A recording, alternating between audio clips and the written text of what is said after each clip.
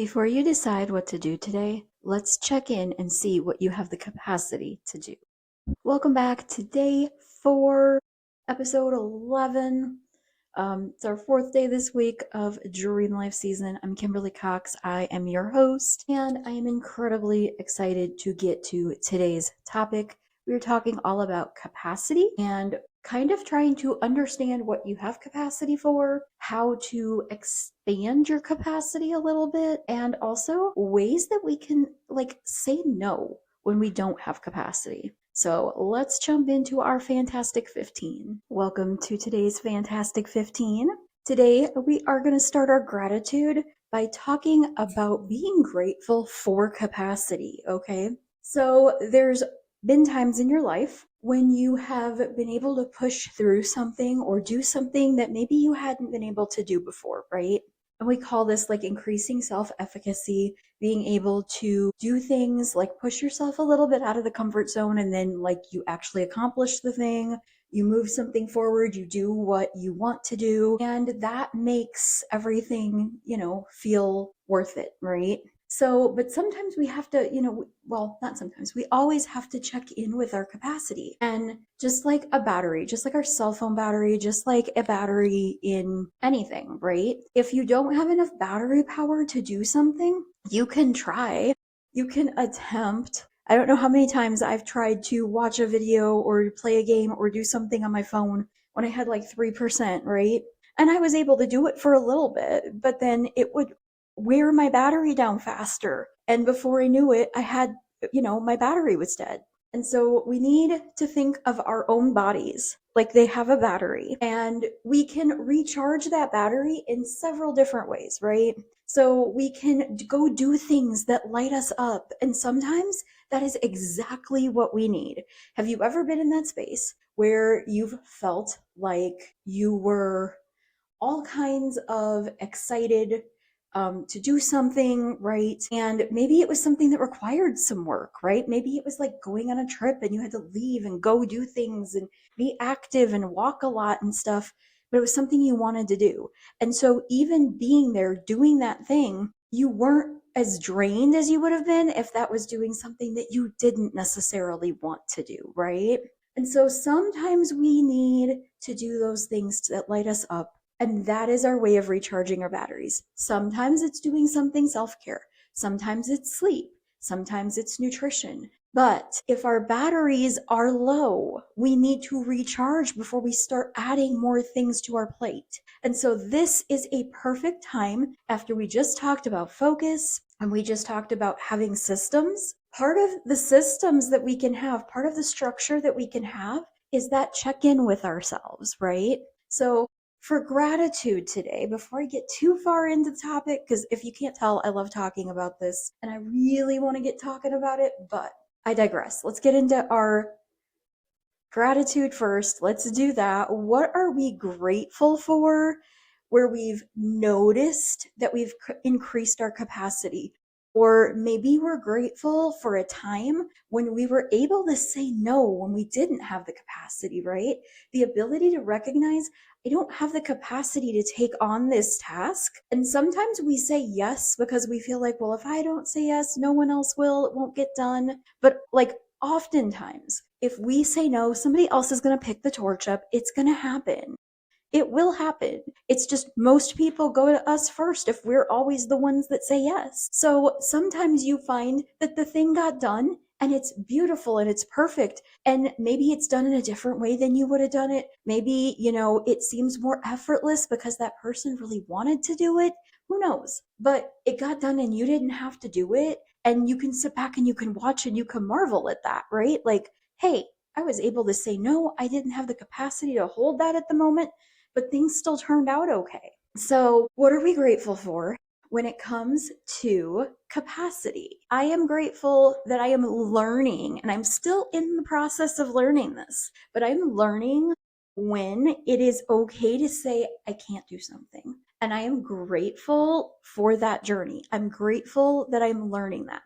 I'm grateful that I've had the opportunities to give and maybe even overgive at times, right? Because it's taught me a lot, showing people my true heart, which is if I could help everybody all the time for always and forever, I would. But I can't do that and not fill myself up at times. So that gives me that, like, okay, and I know that we don't necessarily do it for validation, but sometimes I feel like we get into these spaces where we almost feel like we have to, right? Because especially neurodivergent people, our capacity can be a lot less at times, especially if we're in busy seasons or if things are overwhelming, if things are overstimulating, if we're in areas where there's just lots going on at the time, it can decrease our ability to have capacity. And so sometimes having those moments where we just get to shine and like be a little extra shows people that it's not like we're just being selfish and we just don't want to do something.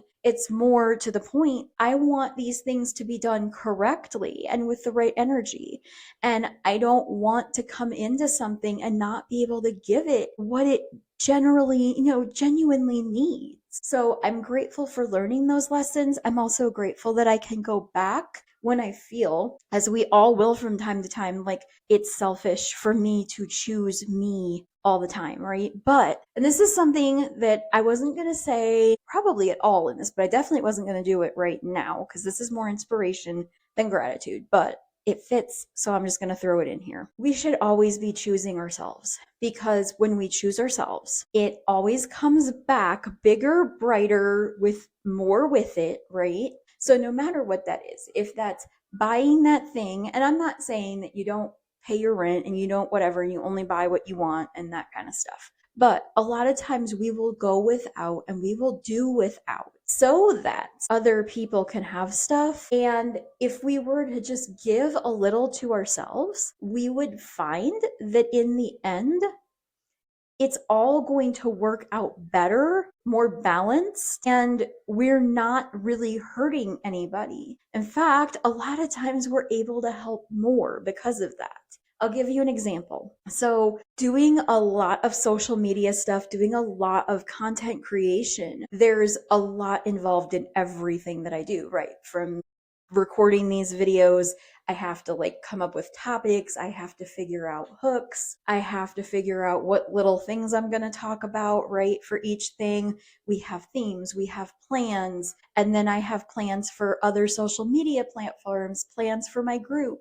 There's a lot to it. And so if I were doing that all entirely by myself without any help at all from anything, it would be a full-time job, probably two full-time jobs, and I would be pulling away from my family, my friends, people who love me, people who need me. So I make some investments. I make investments in one platform where I can house everything. And that's a little more expensive, but it would be a lot more expensive if I had to pay this place and that place and this place and that place, right? So I'm saving money by putting it all in one place, but I'm putting it all in one place and paying before I'm actually getting anything back right now, which sometimes some people would look and they'd say, well, that's kind of like using your money poorly. Like you could be holding on to that and using that for other things. And I'm like, but it's also called me betting on myself, me putting myself out there, me putting this money out there saying, I know I'm going to make it back.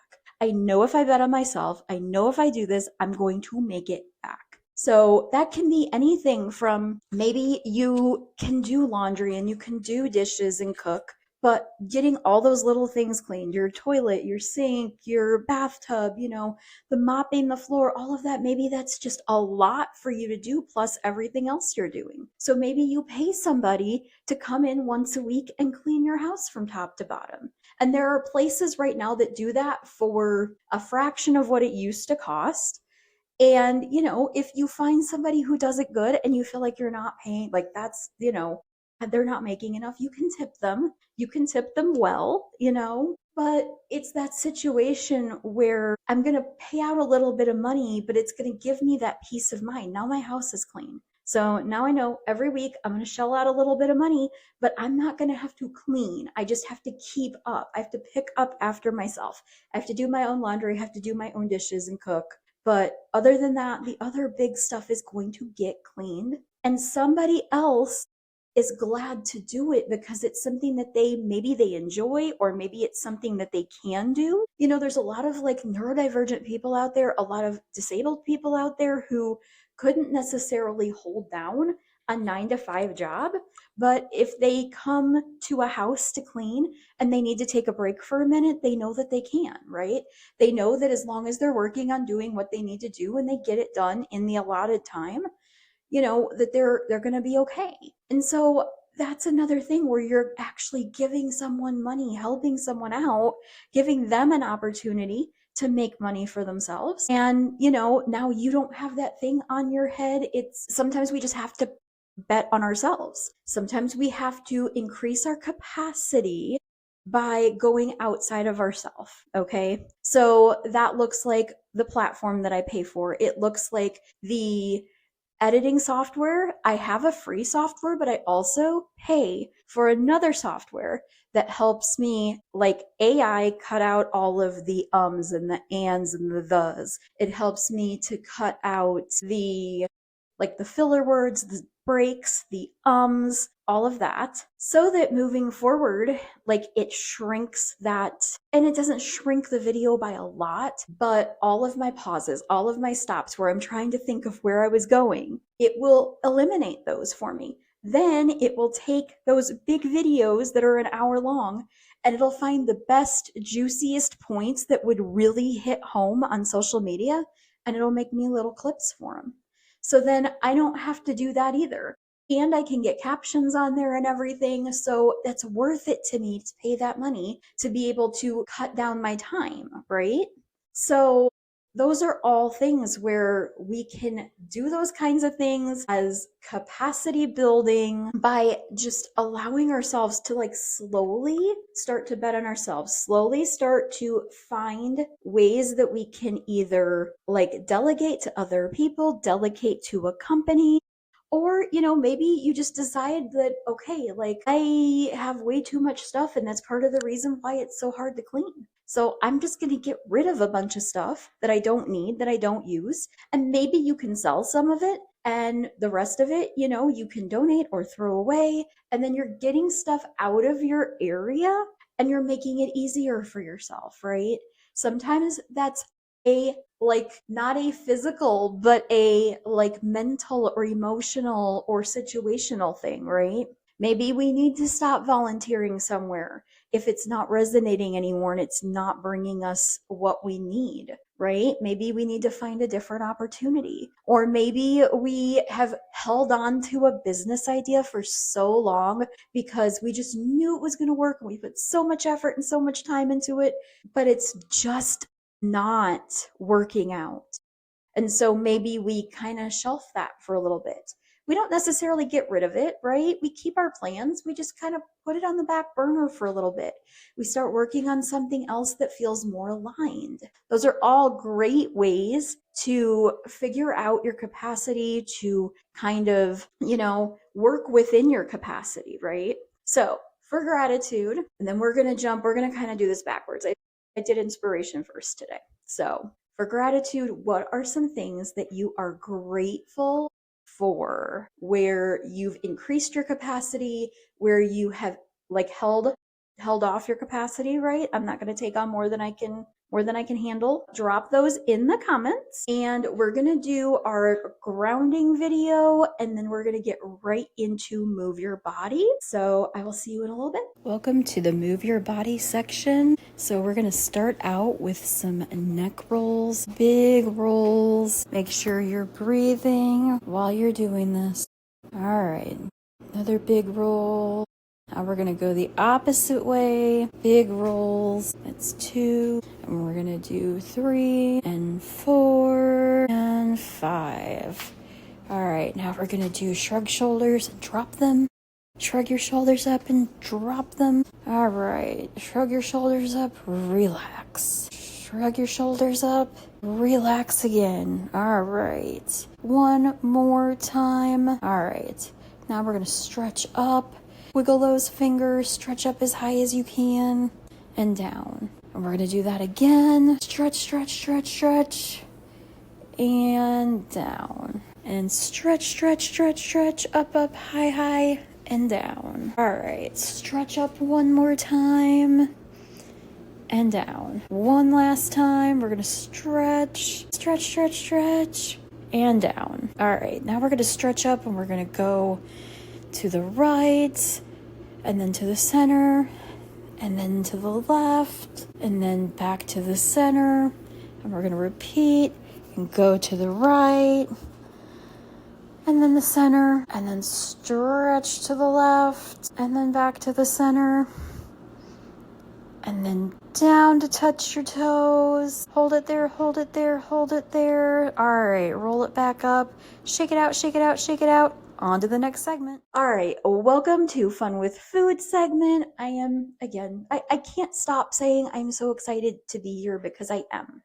I am legit excited because I know that however this ends up turning out, this is exactly what I'm meant to do. And it makes me so happy that I get to do it. I'm excited for what's coming in about a month's time or so. We should be able to start actually doing recipes. I might do some where I am doing the video and then the voiceover on top of it, but I want to be able to do some live, right? Or at least, where I'm actually making it on the thing while I'm mic'd up and able to talk to. So that being said, we are going to jump into talking about, food is one of those things where it can be very tricky because sometimes we can like medicate ourselves almost with food, right? Food can be that thing that helps us to cope.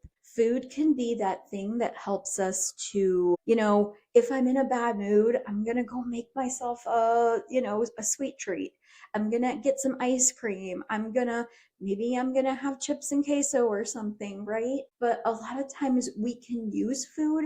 And what's so scary in a way about using food like that is that it's not something that we can just cut out if we start depending on it too much. So that's one of the reasons I try really hard. I still fall into this category sometimes, but I try really hard not to use food as a reward for my kids. I try to baseline things, right? I drink a Monster a day, usually, at least one. And that was one of the things that I told myself, like, and I do the zero, ultra zero, no sugar added, whatever stuff. But it was something that I told myself was like it wasn't necessarily a treat, but it was something where I was like, all right, you can have one a day. And then that's kind of like I have that and I have my everyday dose coffee. And those are kind of like my ways of kind of keeping myself going because I do tend to do a lot in different groups, right? So I do my morning stuff. Sometimes I'm working on the house stuff. Sometimes I have a friend who does that a lot.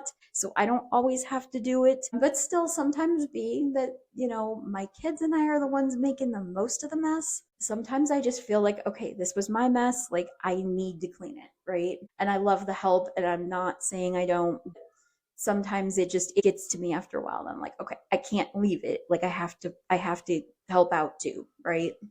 So sometimes I'm doing that. Sometimes I'm working on schoolwork with kids. Sometimes I'm working on my own schoolwork. Then I have Dream Life season and I have my groups and I have all these different things. So having something to kind of, okay, I'm going to start my day out this way. And then after so often, I'm going to do this. And then I'm going to move to that, right? It helps. And my kids really wanted Monster. And I am not a fan of energy drinks with kids. I will once in a while let them have a little bit of mine because I know they're both ADHD and I know that the caffeine in it can sometimes help if I don't have anything. But I have since decided to let them have like 1 to 2 sodas a day, which is something for a long time I didn't do. They did not grow up on having soda. I did as a kid, but they did not. They had water, they had juice, like watered down juice, they had milk growing up.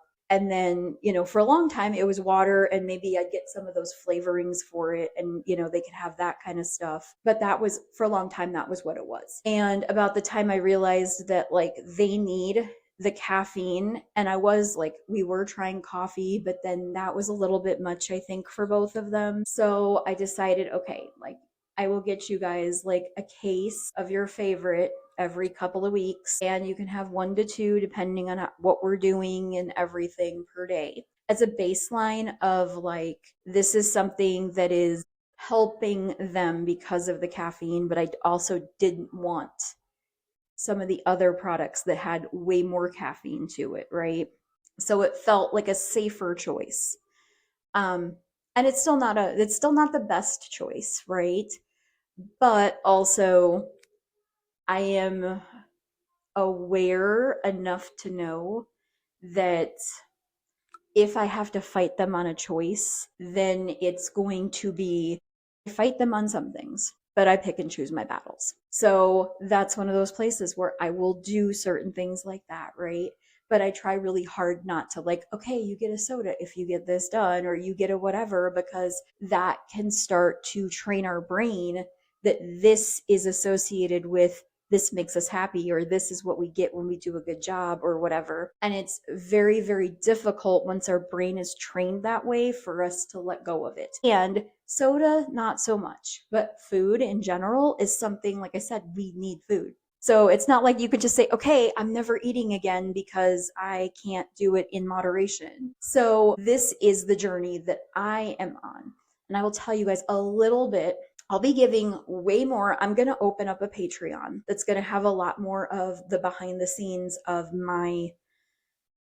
all of my manifestations that are coming. All right. And I know that they're coming, and I know that they are. And so I'm excited, but also I am not just going to put all of it out there for everybody in the entire world, because I know that not everybody is going to be okay with it. And I don't want the negativity in mine or my kids' lives right now. So if you're willing to pay to see it, then obviously you're probably more on our side, right? And if not, even if you were a negative person and you're willing to pay, you're paying for it. So hey. But that being said, I am like excited for some of the things that are coming and whatever. Okay. I was letting you guys in a little bit on my journey. And so, like, I will tell you about today because it feels very fitting for me to talk about today. I really, really, really wanted a Whopper. I don't know why. I can't tell you for the life of me why I wanted this Whopper. I just did. And we have a little bit of like backup. And so I was like, well, I could just get everybody something from Burger King and get my Whopper. And so, if you order on Uber Eats, they have like deals and stuff. So I was able to get like basically 4 meals for like $30 or something like that. It was crazy. So I ended up doing that, getting everybody, I didn't have drinks with them, but everybody got a sandwich, everybody got fries or onion rings. And then I got some chicken fries because I know some people like those that don't like some of the other stuff. So I was like, that's a safe bet. But I got that, and I got my Whopper, and I was looking at it and I'm like, this is really big. So I like cut it in half, and I ate half of my Whopper and some onion rings, and like that was enough. And like now, like my other half of Whopper is probably going to go to my other child, because my one child, because yeah, I'll take the tomato off of it for her, but I'm good. Like that's all I needed. I just wanted a little bit. And that is starting to teach me like it's okay to want things in moderation and to have them, but then you don't have to eat the whole thing. You don't have to do the whole thing, right? And it's actually funny because like that means that like we're probably going to be able to kind of have this for dinner and not have to make anything, and it's going to stretch our food budget, and it's going to stretch everything maybe a little bit, right? And I love that because I'm listening to myself. I'm listening to what my body wants. I had a little bit, I'm fine. And like now I'm at the place where I'm like, all right, like I probably won't want that for a while now, right? But before, I would have done one of two things. Either I would have pushed that away and said, no, we can't do it right now. You don't need it, whatever.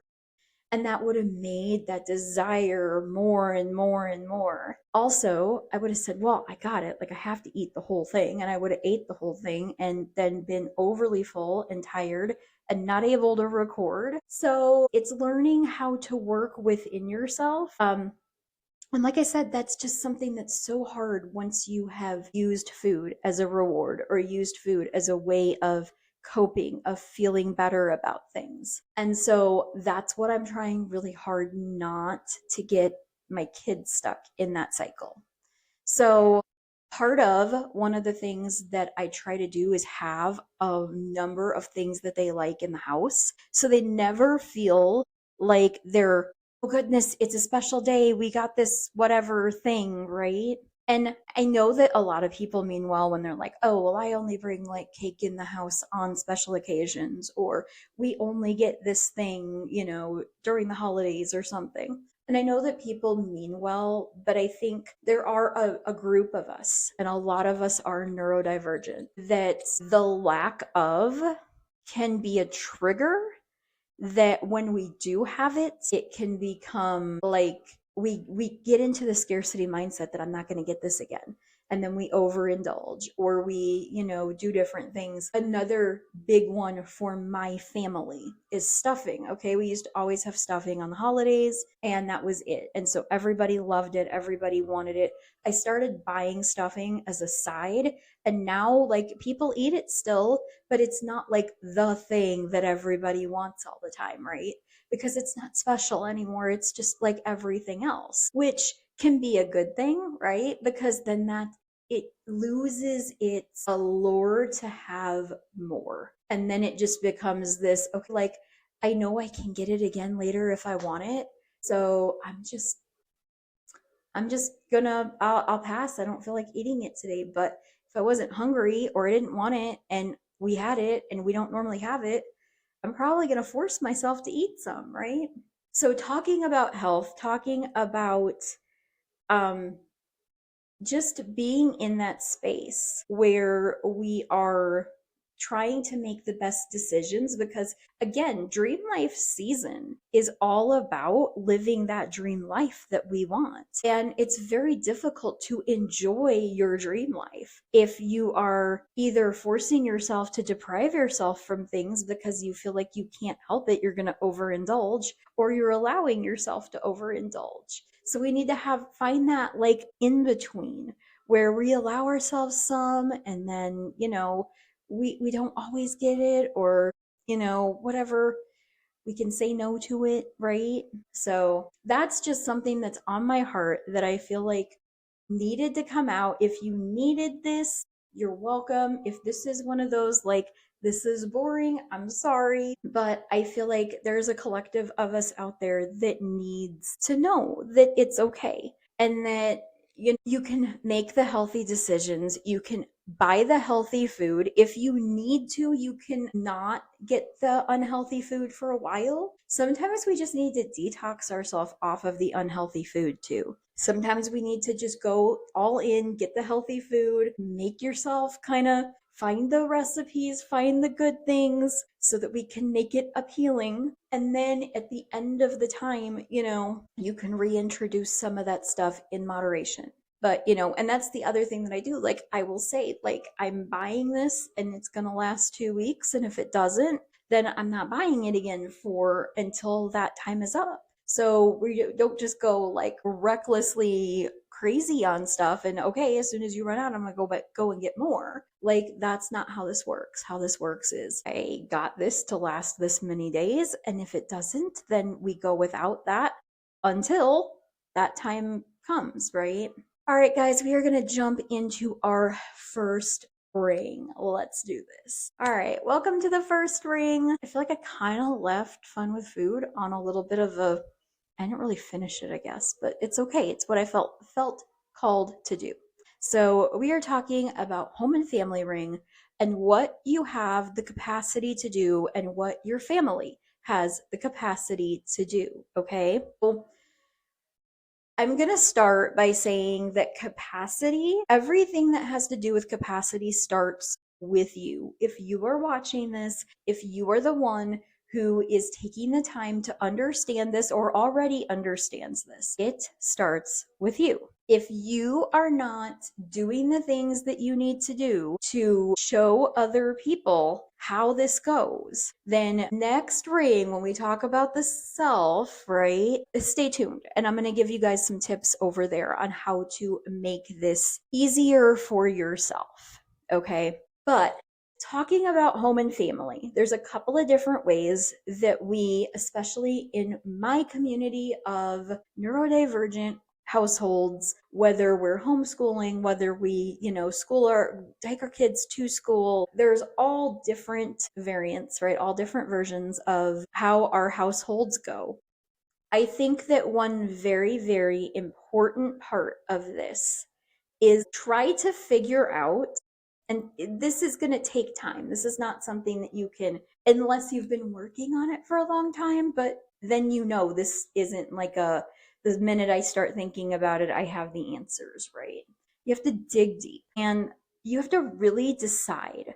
And I know that we've done some decision making last week, the beginning of this week, but we have to really decide what our dream life looks like, okay? And we have to go with that. We have to start making the decisions that go with that.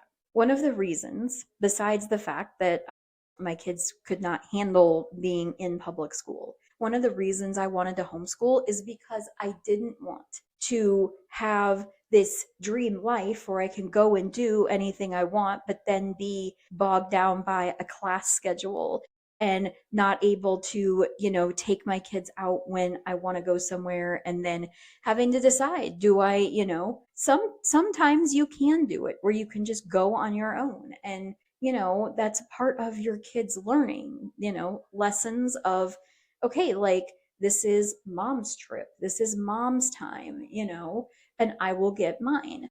But if, you don't want to always do that, you don't want your kids to miss out on stuff. And so that was just my thing. I was always like, if I'm going somewhere, I want the ability to take them. I want the ability for them to experience the same things I'm experiencing so that they can experience more at a younger age, so that then they don't feel bad if they want to settle down, if they want to continue to travel, if they want to go and do, then that's great, they can, but they don't feel like I missed a whole childhood of getting to go on vacations and do things and all of that, right? So that's kind of always been something in my head where I'm always like, this is, I mean, before they graduate, before they hit 18, however you want to look at it, I want them to have had the opportunity to visit every state in the United States. I want them to be able to travel out of the United States at times. And so, again, that's something where that was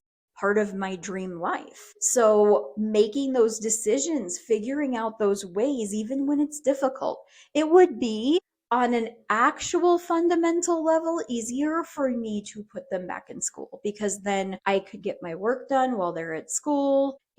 I would just be getting them up, getting them ready, and then they're in the hands of their capable teachers to help them learn and help them figure everything out. But we were having trouble with them learning the things. We were having trouble with them being able to be at their best because of a lot of different reasons. Both of them have different reasons. And so I just decided the most responsible thing I could do for my family and for the public school was to pull them out and homeschool them. And because I'm in that space, right, I feel like I'm able to say, okay, now we can travel. Now we can go do these things. Like it fits all the way around. So you need to figure out what your big dream is. So if it is something where you really want the freedom, you really want to, then maybe homeschooling or like online public school is something that you need to look into. If, you love staying home,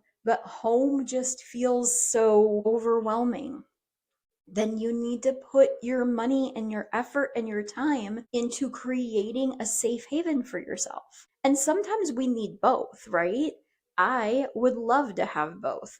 We are working on that. We are slowly getting things into a place where, my kids have the things that they want, and I have areas and ways, like I'm working on getting my little studio set up. Ultimately, I know I'm going to have a studio and it's going to be in my house. I thought about being outside of the house because there is places in Indianapolis where I live where I can just go down the road a little bit and rent out a studio to actually record in. And I was like, that would actually be nice because then I could just go, I could set up, I could do it. I'm committed to the time. Everybody else knows they're not having to come with me. Like, there was a lot of different, like, good points about it, right?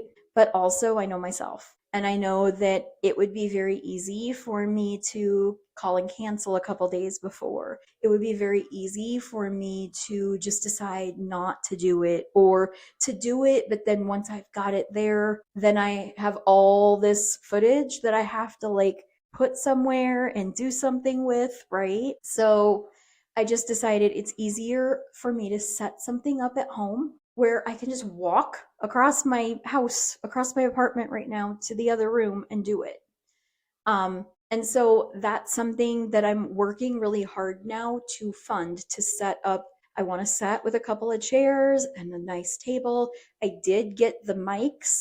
So I have the big mics that'll come down in front like that. So I don't have to hold this tiny little thing. Because as much as I love holding the mic and talking, this is a tiny one. So it's a little difficult, but it's fine. We use what we have and we do what we can do in the moment. And I will eventually get that set up where I don't have to hold it and I can just talk and be free and all of that. And I want the kitchen set up. I want a little cart that I can, put, or I can put a little hot plate on it and I can have light shining on me, like actual lights, steel lights shining on me. So I'm well lit in a good area where it looks like I'm, where it looks like I'm in a space where I could do this thing, and we don't have that like problem of like facing a wall and where do you put the camera and then it's too close, but what if I want it further away, but then I want close-ups and all of these different things, right? So I'm like working with what I have to create the spaces that I need. And that is something for your home that you really need to figure out. And like I said, everybody's is going to be different. I can give you suggestions, but I can't tell you what's going to make you happy in the long run because only you know the places where you're so frustrated right now, right? Maybe it's like, I really wish I had a place for the kids to do homework or schoolwork that wasn't our kitchen table. That way, we could still eat and I don't have to like clean up everything every single day and then get everything out and then figure out where we're at. Because that can actually, if you have more than one kid and you're working in a big group, that is one of the things that takes time in public schools is everybody getting their stuff out, everybody getting open to the same page, everybody being ready to work, right? So if you're working one on one, it's easy. You just flip to the thing, go boom. But everybody's at different paces. Some people are obviously probably doing something else, not paying attention. So, and if you left everything open, then okay, we just come back here and we're here, right? And I say that there's things like bookmarks, right? We can always make things easier for ourselves, but we don't always think about that. And I think that's especially as a neurodivergent mom, sometimes the simplest stuff is things that it just never occurs to me until somebody says it, and then I'm like, oh yeah, I could put a bookmark there, couldn't I? And then we could just grab the book out of the box, flip open to where the bookmark is, and go. But like I said, there are certain things where maybe you just want that space, right? Or maybe you are in business and you want a space just for business. A lot of times we as parents will like make our office like our bedroom, and then we have like a little corner of our bedroom with all of our stuff in it, and then when we go to bed it can be very difficult for our brain to decide, are we going to bed or are we going to work, especially if we've ever worked in our bed, because now we're like, okay, is this like bedtime or is this work time? And if our brain's already wanting to do work but we need to sleep, that can feel like a fight, right? So, knowing what you need, knowing what's going to align with your goals, and then setting things up. And this is all like, I know it feels like it's so off of capacity, but it's not, because this is how we help ourselves build more capacity. It's how we help ourselves build capacity so that we can do more. Because if we can cut back on the frustration, if we can cut back on the negative feelings, if we can make things easier for ourselves, in the end, it is going to help us to be able to hold on to that capacity longer, right? The longer you irritate something, the worse it gets. And so, if something that you are doing is rubbing you the wrong way, it's irritating you, it's just not working with what you need it to do, then you owe it to yourself to find a way to fix that, either to let it go or to fix it. Sometimes what we need to do is just say, okay, this is not something that's meant to happen. And I keep holding on to it because I really, really want this to happen, or other people want it to happen. This can feel very overwhelming for parents when we have so many people telling us that we need to raise our kids in a certain way, that we're the problem if we don't, that our kids are going to be selfish, or our kids are going to be lazy, or our kids are going to be whatever, right? Because we didn't conform to what they wanted us to do.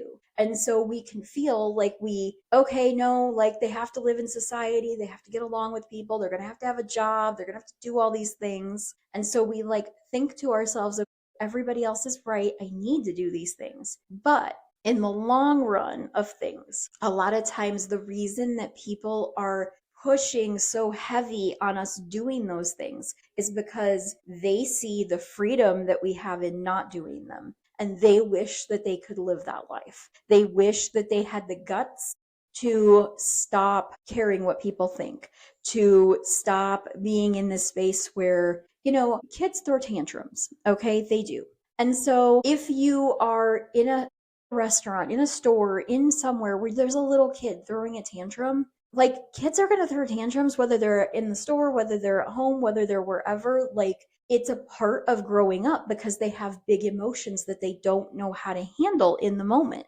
And so a lot of times as parents, we like overreact to that because we're embarrassed and we feel like people are judging us and all of that kind of stuff. But it's the parents who like get down on the kids' level and are talking gently to them and are like trying to help them to calm down. Those are the parents that like they aren't making a spectacle out of what's already a spectacle, right? And there are people that'll watch and just be like, I can't believe like you're like giving in. It's like, you don't have to give in to get down on your 2-year-old's level and say, I know you wanted that thing, and I know that that's hard, and right now we have to wait a little bit, but eventually in the future we can do that. And you need to realize that it's okay to feel sad. Other people don't necessarily understand that sadness in the moment, and so they're gonna look, and I know that you're trying to get a hold of yourself, right? Like, you're doing what you need to do in the moment. And I feel like that's part of the problem with a lot of us, is we kind of pin up all of our emotions, our sadness, our anger, our frustration, or whatever, because at 2 years old, we were told you can't do this. And I'm not saying go out and let your kid just terrorize the store, but there's right ways and there's wrong ways to do it. And I feel like a lot of us, because that can be such an embarrassing thing for a parent, it's a place where a lot of parents will get frustrated and they will lash out because they feel out of control. I can't make my kid be good, and everyone thinks my kid is bad, right? But I know more adults that will have verbal lash outs when they get mad over something just as small to an adult as that is to a kid. So, really sitting with and deciding the things that we want in our lives, right? And being able to, like, that's all capacity. If I am trying to force my family into a box that it doesn't fit in, that's going to drain my capacity because I'm working harder than I need to do things. And so that's a space where you need to decide, like, is this worth it or not? Is this something where I need to do these things? Is this something where we all need to like teach our kids right and wrong, right? Like, we don't be mean to people and we don't hurt people and things like that, right? But at the end of the day, like, and this is where I stand, and this is the hill I will die on. If my kids have an off sleep schedule and that keeps us in a weird loop, they're sleeping. They're not sleeping. They're sleeping. And people will tell me all the time, well, that's like not healthy. Like they need to be in like a normal pattern. And I'm like, they are in a normal pattern for them. It's just not a normal pattern for you. And it affects you because you feel like, one, you probably want to do that and you can't. And two, it affects what you're able to do and not able to do. But at the end of the day, my kids, when they really want to do something, will figure out a way to get their sleep when they need it. So it's that space where it's like letting them be themselves, letting them have that freedom of choosing what they're learning, choosing when they wake up, when they go to bed, choosing, we're still working on the school thing. That's a little hard because we've been, like I said, we've been unschooling for so long, and they still are very not receptive to learning because of the environment that they were put in, because when they were learning things and they didn't remember them, they were scolded basically for not remembering them. And so because of that, teachers get frustrated, and I totally get that. I get where, and that was another place where I was just like, okay, we have to do what we have to do. I have to pull my kids, because it's not your fault that you're getting frustrated, but you're also teaching my kids that it's not safe to be themselves. And now they don't know how they're supposed to act because they can't act the way you want them to. And so as a kid, that can be terrifying because now I don't know which way's up, right? So those things, the way that everything has unfolded for us has created a lot more resistance. And so we are working through that. But we are working through it in a way that has some structure to it, in a way that doesn't feel threatening.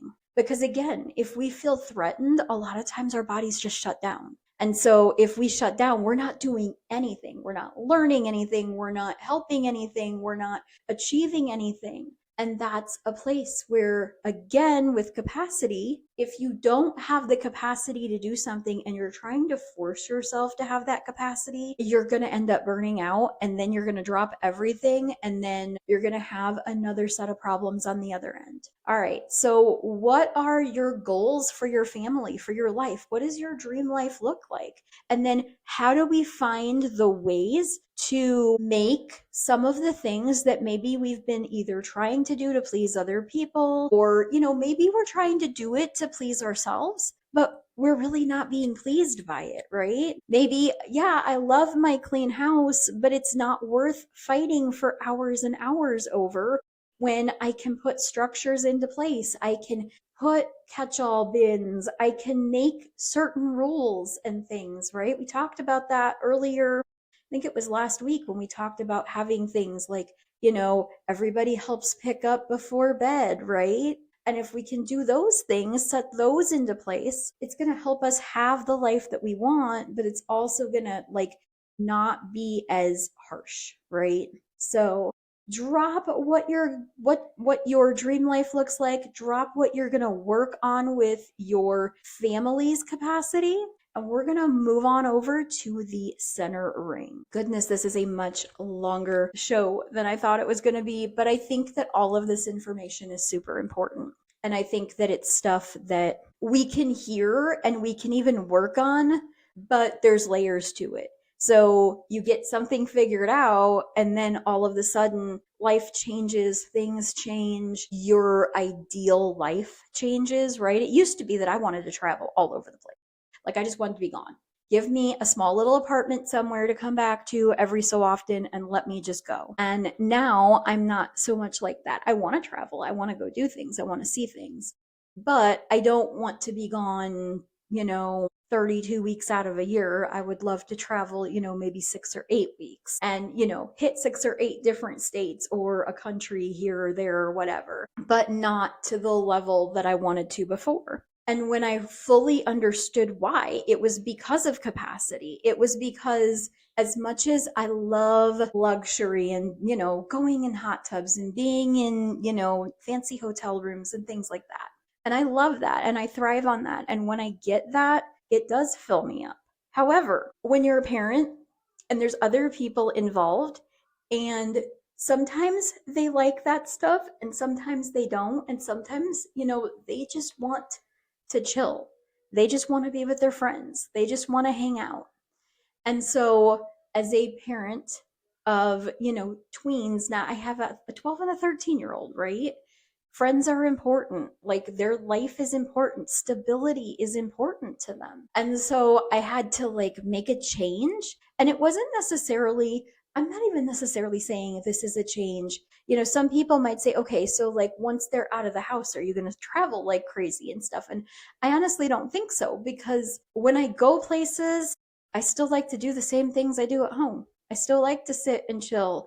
I like to, like, when we were in Florida, one of the best parts of being in Florida was sitting on the porch, like to the side of the door. We had a table and chair, or a table and chairs there, and sitting there and watching the boats go by and stuff. And so, like, a lot of people will look at me and they'll be like, "You spent so much money to like go watch boats. Like you didn't do all the things. You weren't the tourist, whatever." And I kind of laugh because I think to myself, okay, one, yes, there were a few things that we wanted to do that we didn't get to do, and we will get there eventually. But I think more than that, it was the drive took a lot out of us. The change of plans took a lot out of us. And so, because things are not always predictable, things don't always go to plan, especially when it's like a plan that's not something you can super control. You can't control the weather. You can't control, if somebody's not feeling good, or you can't control if, whatever, right? A car breaks down or things happen or whatever. And so when you're out of that control, you have to be able to kind of roll with the punches. And that's another reason why, like, I being there, seeing that, like being in that space was what I needed, because I know it's a space that I need to go back to multiple times. Again, we're moving to Florida at some point because it's calling. It is calling. And it's a place where I know that things will not be better because we're there, but it's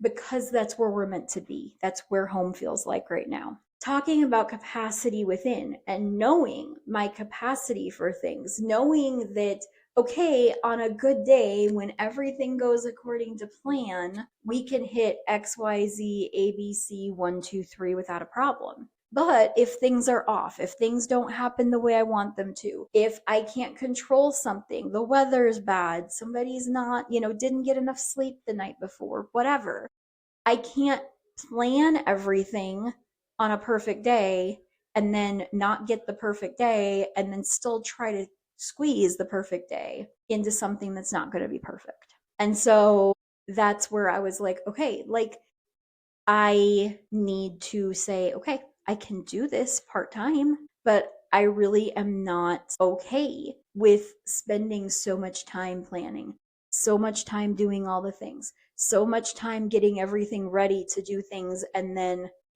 not being able to because of things feels very much like, not like why do it at all, because obviously I still want to do it, but not wanting to do that is the only thing that I do. So that kind of changed my mind, if you will, the realization that it's not going to be perfect all the time. And so, because in my head it needs to be this way, or, it's not nothing at all, it's just, okay, we're going to do this less, and we're going to make more of a priority of finding the things that do make us feel good, that do light us up, that do help us. And that's one of the things that I am working through now, right? So, but the capacity where I know that I can only handle so much. I know that I can only handle so much change. I know that I can only handle so much of things going wrong. And if things go wrong, but I'm in my own space, then I have things that I can do to kind of distract myself from the moment of things going not the way I want them to.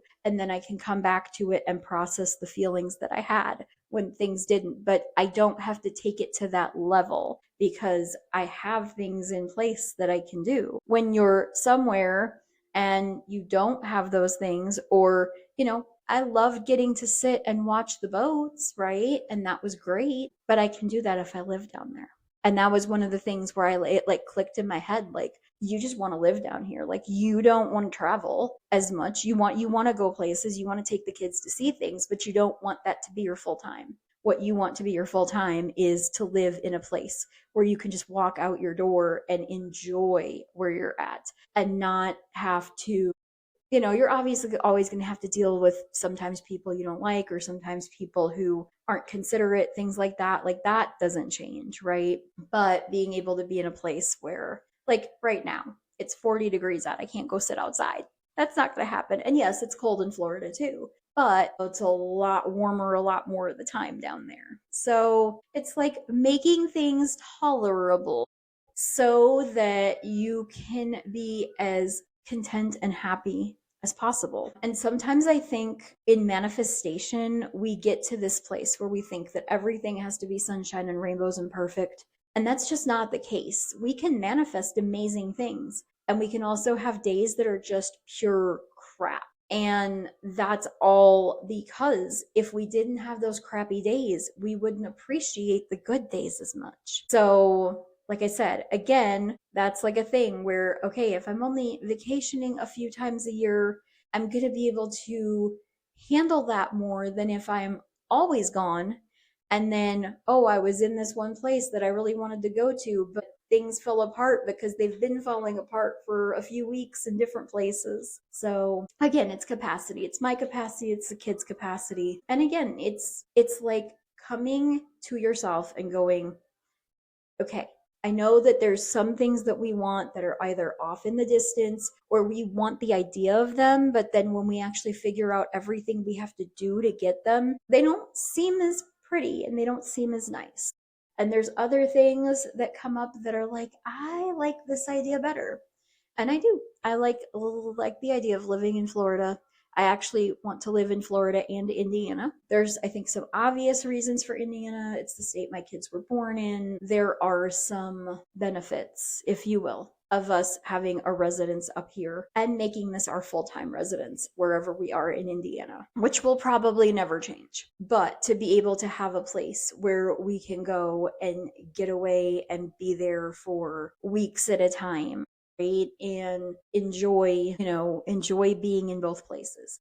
That is like now my dream life. We have to be the ones to decide what our capacity is and how to help translate that to people around us. It's great if we're trying to help people understand what capacity is, and maybe we see people who are at capacity and we're trying to get them to admit it or to figure out a way to, offload some stuff or whatever. They have to do that for themselves.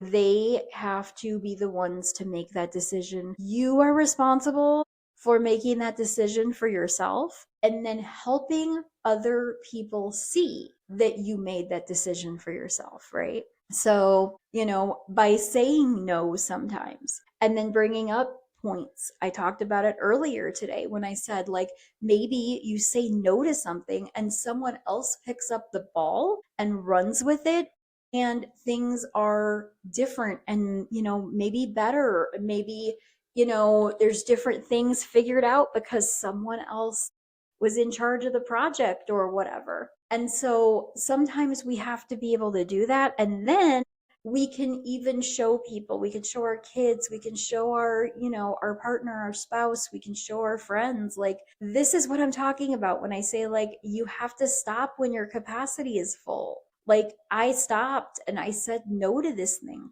And now look at how much better this whole thing turned out because I was willing to say no and let someone else step up. So because of that, there's that moment where we are allowing people to learn through us by observation. I can talk at you all day long and it can bounce around. It can go in one ear, out the other. You can even try to do it.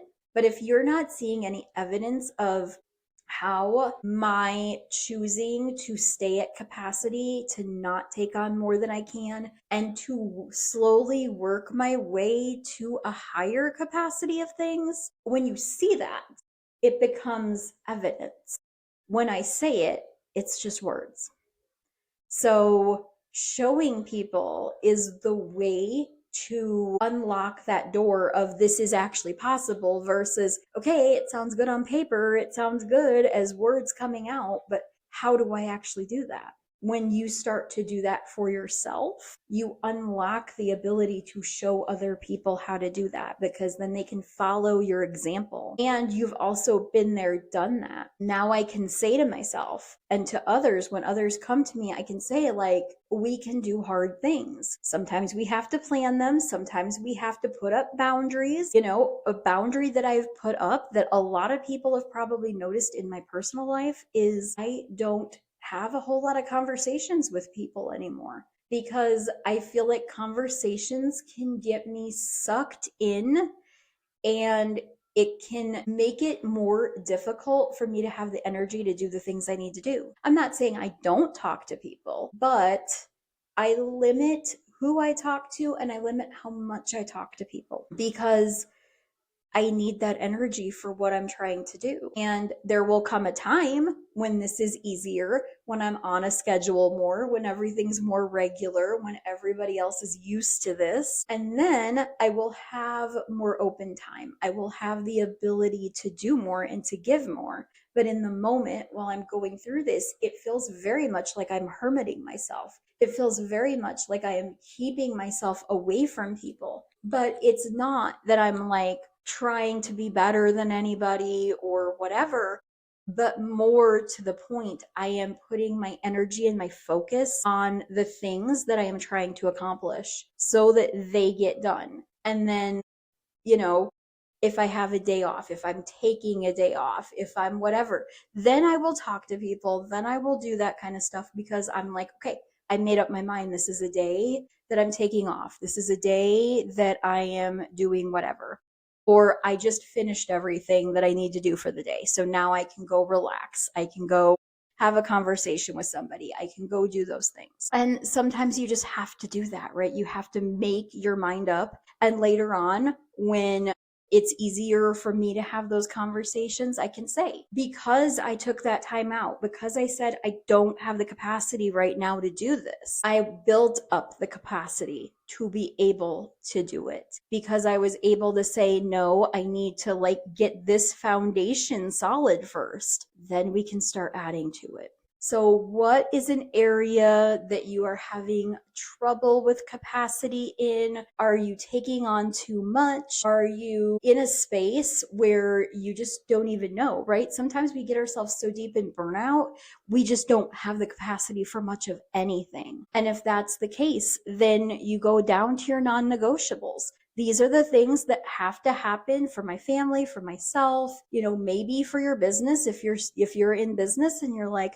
okay, like I don't want to drop everything, right? So these are the non-negotiables that I have, and I'm just going to stick to these things. And then we'll slowly add a little bit in as we have time to rest and build ourselves back up. How do we build more capacity? Well, we slowly stretch. That's one way, but also we can fill ourselves with the things that we enjoy.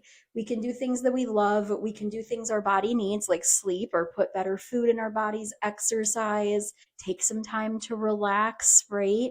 And if we're doing all of those things kind of in combination, we're going to find that it's easier for us to get to that space where we feel more capacity. We feel like we have more to give. And then when we feel like we have more to give, then we are careful on where we give it. And we make sure that we are guarding and the things that are the most important get the most of us, right? And that's going to help. And that's going to help translate that to other people, like all the way around. Once you kind of figure out what it is that you really want and you start walking down that path and you don't look back, right? You don't look back because you don't have to.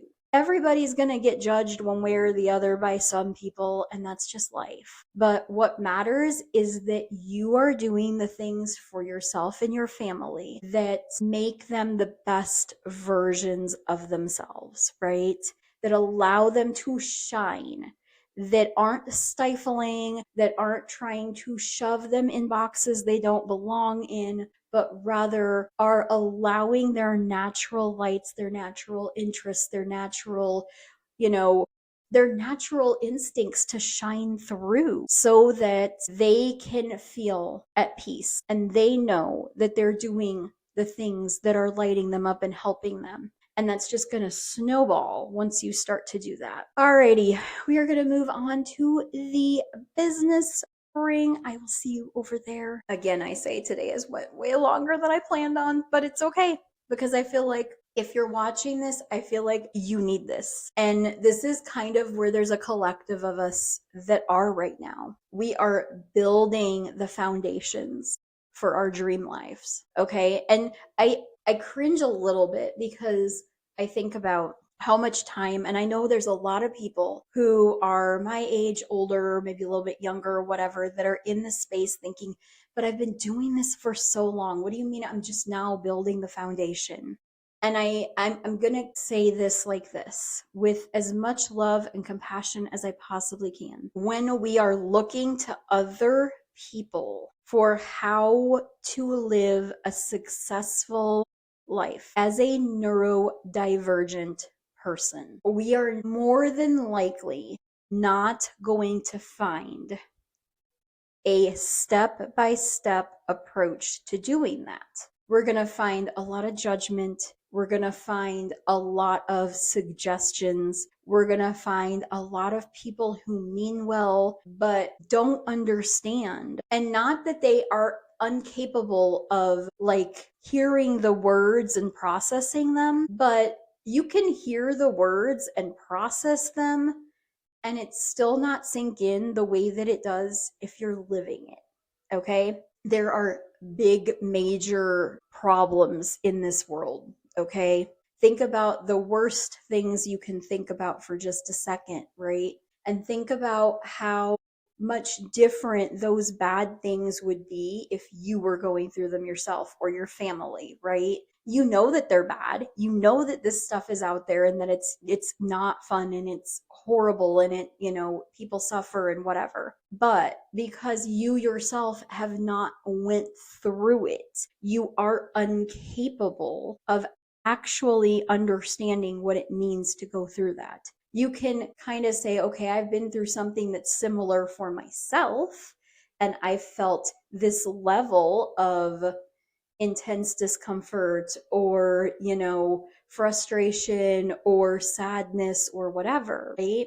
But if we are trying to get other people to either get on board with us or we are trying to ask other people to help us, it's just not going to help the same way it would if we just decided this is what feels good. This is what feels, and I even cringe a little bit myself because I was raised in church. And a lot of times, people will say, you don't do what feels good, you do the right thing. But here's my take on that. I think a lot of times, not all the time, but I think a lot of times the things that people want to do are the right thing. And so there are times when other people will put some type of limitation on things or whatever, but you have to do what feels right for your body, what feels right for where you're at, for your family, for all of that. And there is an area where there's a division, okay, especially when it comes to parenting.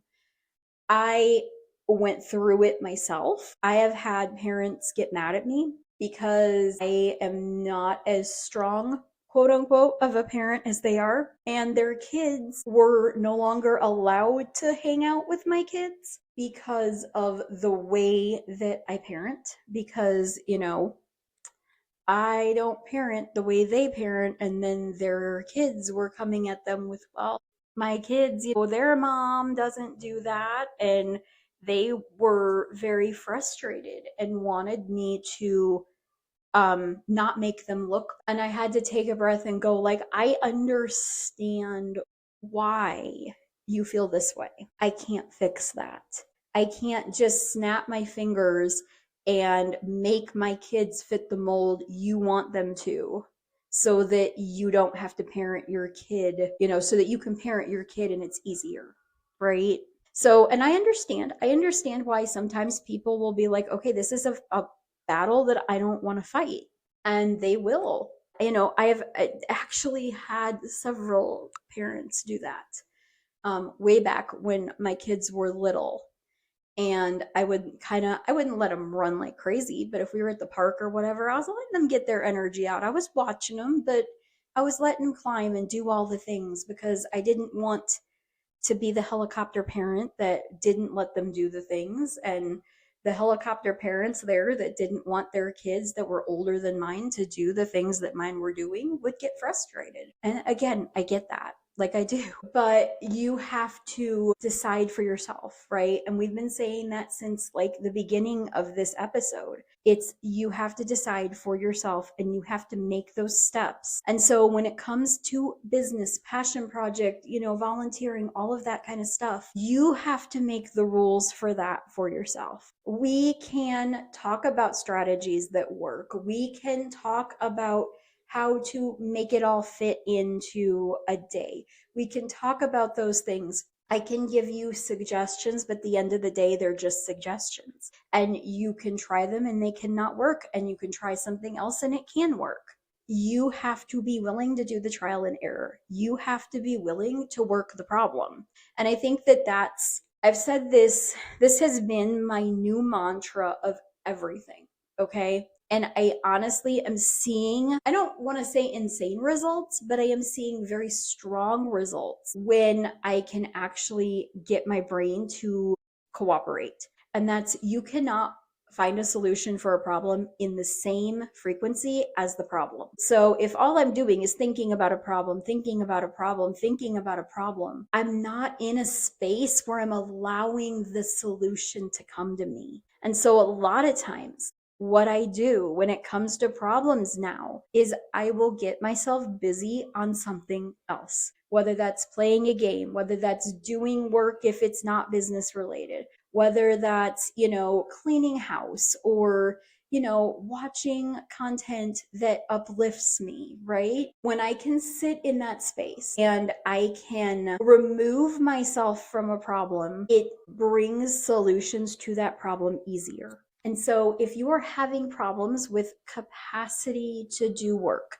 capacity to do those things, there's a lot to unpack with that, right? Because there's a lot of different things that it could be. It could be that you're doing the wrong thing. It could be that you're not giving the thing that you're doing enough time. It could be that you are doing something with the expectation of, instead of doing something and having like a expectation it's going to be successful, but we're trying to get too pinpointy on what success is. I know people say when you're like set goals that you should like be able to measure your goals, right? And that is important. However, I feel like there are metrics that we can measure things by that are not out of our control. For instance, if I'm a content creator, instead of measuring my success by how many views I get or how many likes I get or how many people subscribe to my platform, right? If I instead am more focused on how well I'm doing, how often I'm keeping up on posting, how many times I feel like what I delivered in the video, in the content, in whatever was aligned with what I felt like I needed to say, right? When we can start having those kind of metrics and looking at things through that point of view instead of how other people look at us and how other people take us and things like that, we can feel that success without having to have that. And that is, if you go back to Abraham Hicks and all of that stuff, that is it. You have to feel that feeling before you get the thing. And when you can feel that feeling and you don't necessarily need the thing anymore, that's when it's going to come, because then you've proven that you're in that, you can be in that frequency. You can handle being in that frequency. You can have that thing, right? But if we're still bobbling back and forth and doubting and all of this kind of stuff, the question that I have then is, why are you doing it? So I have had many talks with many different creators, and a lot of times it comes down to, well, like I want to make extra money, or, I want to help people. So, like, the making extra money thing, like, I have told people, like, if you are not enjoying creating the content, go Uber, go DoorDash, find another way to make that extra money because it's going to feel miserable to you creating stuff and not getting anything for it if the only reason you're creating is because you want the money. If you enjoy creating, if that is a part of who you are that enjoys doing that, then even if you don't get paid, it won't feel so bad, right? It'll feel like something you can continue to do. And I have oftentimes said to myself, I do not care where things come from as long as everything is taken care of. I'm not struggling, we can improve the quality of our life over time, right? And sometimes I will do things, I'm human. Sometimes I will do things where I will make a decision and later on things aren't as perfect as I would like them to be and we have to struggle for a little bit. Sometimes we do that and we struggle for a very little bit and then all of a sudden it's like the floodgates open. And it's because I was willing to go there, right? I was willing to put things on the line, to bet on myself, to bet on what I feel called to do. But you have to feel called to do that. You can't just wake up one day and be like, all these other people are making money, so I'm going to do it. Because if that's the only reason you're doing it, again, like it's going to be a job and you're going to have to put the hours in that you would put in for a job to make the money. So if it's a calling, it doesn't matter how things come to you, right? You're taken care of. It might be through something that you do business wise, or it might be through some other means. Somebody might bless you with a vacation, or with a car, or with a house, or you might find a winning lottery ticket, or you might play the lottery and win, right?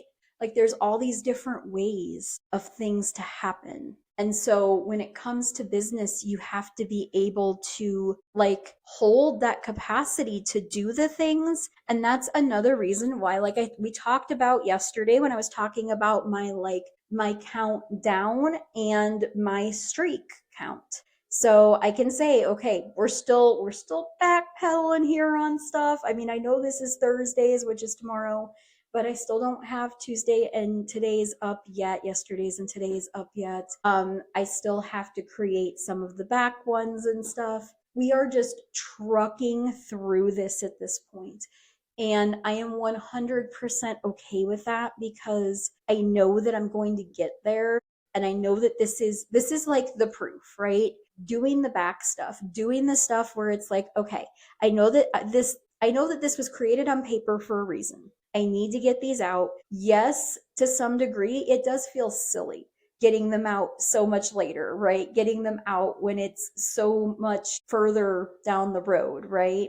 But at the end of the day, that's part of it is sucking it up and saying, like, okay, I'm doing what I said I'm going to do. I committed to this. I'm doing it. And after the 12 weeks of what I said I'm committing to, then if we decide we need to change some stuff up, I already have ideas to change some of it up and to still have the same actual kind of setup, but just to make maybe a couple of different videos out of it, right? So that people don't have to watch the whole thing or, you know, sometimes people will look at a video that's an hour long and they will get a little bit like, oh, I don't want to watch that. I don't have an hour to watch it, right? So, to split stuff up a little bit and maybe that will help a little bit. We'll see. Again, I haven't even put anything out there yet. So that's kind of a tomorrow's thing, which will be, you guys will be watching this on tomorrow. But that's kind of a tomorrow's thing where we'll see because I will start actually putting more stuff out Thursday, Friday, Saturday, Sunday, leading into the 5-day challenge next week. But I have to be able to hold the capacity for this. And sometimes when I looked at it at first, it looked like a lot. And then when I started to think about basically all I'm doing is sitting here chit chatting with you guys and putting stuff in an order, and I'm not really editing a whole lot of these right away. I know eventually we will have much better editing for this, but I'm also going to hire an editor eventually to do this. I did tell one of my kids that they could have that space first if they would like it, but we will see, right? Because again, I want to give them the opportunity, but also I want to give the opportunity to whoever would, be able to benefit from it. But at the end of the day, all right, what I really want is to be able to get into that routine and then maybe get a little bit ahead to where I can take a little bit off to recoup and then go back into it for a little bit.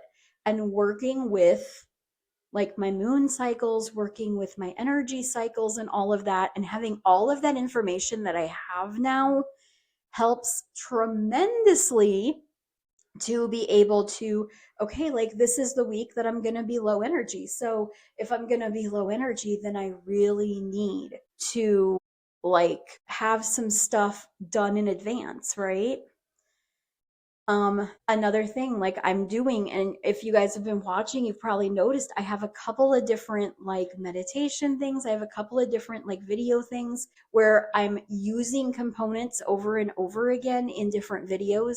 And I'm okay with that because I don't feel like everything needs to be off the cuff. When I'm talking about a topic and it's the daily topic, then yes, it does. Things like moving your body, things like meditation and grounding, those are things that it, I'm going to be able to do the same thing regardless. So the only one that's really different in our Fantastic 15 is gratitude because we try to use gratitude towards whatever we're talking about, right? So that being said, like being able to use some of that, pull from some of that, not have to record the same thing every single day, but being able to record it once or twice, couple different ones, whatever, and switch through them. So that being said, I am so very grateful that y'all are here and that we are, in this space where we can talk about the capacity to do things. What is something in your business that you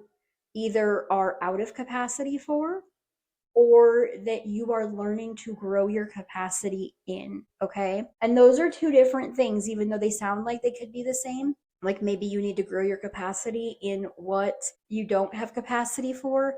But if you truly don't have capacity for it, it's one of two things. Either it's not meant to be and you're trying to do too much and do something that you're not meant to do, or it's meant to be somebody else's job within that. And you are meant to reach out and find the people who will help. And that's another reason I want y'all to write this in the comments because you never know. You may find somebody who their thing that they need help on is something that you absolutely love, and vice versa. And you guys could actually help each other out. And you could be like, oh, I could do this all day long. And the other person could be like, well, I could do that all day long, right? And then you guys are getting those things where maybe you're not getting paid for it, right? But you're also not having to pay to have somebody help you where you need that help. And that is one of the things that I love about the community that I have is that everybody is willing to help when they can, right? And not everybody has the capacity to help at the maybe the level you need, but maybe you could find somebody to, maybe if it's like editing a video, maybe you can find someone who will edit one or two videos, a month for you. And then maybe you'll find somebody else who's like, well, I could do one a week. And you just kind of mix and match it, right? So I love y'all. We are going to wrap up this episode. But like I said, drop in there. What are some things that you either are having trouble having the capacity for or are growing your capacity in? And let us know what's what. All right, let's wrap this up. All right, guys. We just wrapped up the fourth day this week. I am again so grateful and so excited that you guys are here, that you guys are watching, that you guys are hanging out with me. Capacity is something that we all need to understand in every area. So I hope that the things that we talked about today helped.